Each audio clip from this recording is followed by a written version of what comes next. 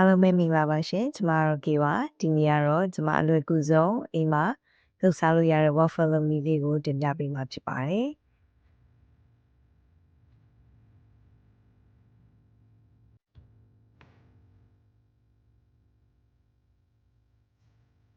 မလုပ်ဖို့အတွက်ဒီ waffle mix လေးကိုဝယ်ထားပါတယ်သူကတော့စံချိန်နဲ့ခွက်နဲ့တစ်ခွက်ထည့်ပြီးရေကတော့3ပုံ2ပုံလောက်ရောပြီးတော့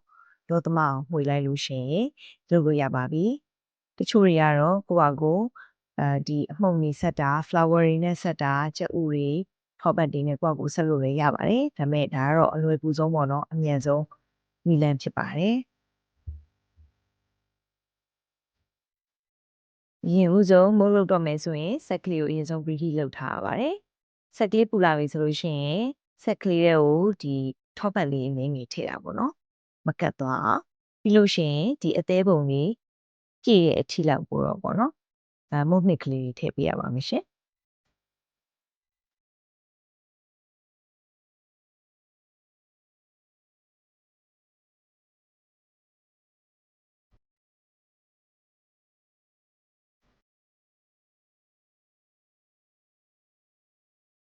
အဲ့ဒီမုတ်နှစ်ကလေးတွေကိုဒီအသေးပုံခွက်ကလေးကိုထည့်ပြီးသွားပြီဆိုရင်เนาะ2မိနစ်လောက်ပေါ့နော်ဒီအပေါ်မှာရှိတဲ့အပယ်ရောင်မီလေးပိတ်သွားတဲ့ထီကိုထားပြီးွားရင်မုံလေးရပါရှင်။ဒီရန်ကို review ရှင်းပြီးတော့နည်းနည်းဆန်ဆန်နဲ့မနက်စာလေးစားလို့ရပါတယ်ရှင်။ရလာတဲ့ waffle လေးကိုပိုကြိုက်နေတဲ့ရာ syrup လေးတို့မဟုတ် honey တို့ဘာလို့လဲနဲ့စားလို့ရပါတယ်ရှင်။ဒီ waffle maker လေးက Amazon ကနေပြီးတော့မှာထားတာဖြစ်ပါတယ်။ကဲဟုတ်ပြီရပြီဆိုတော့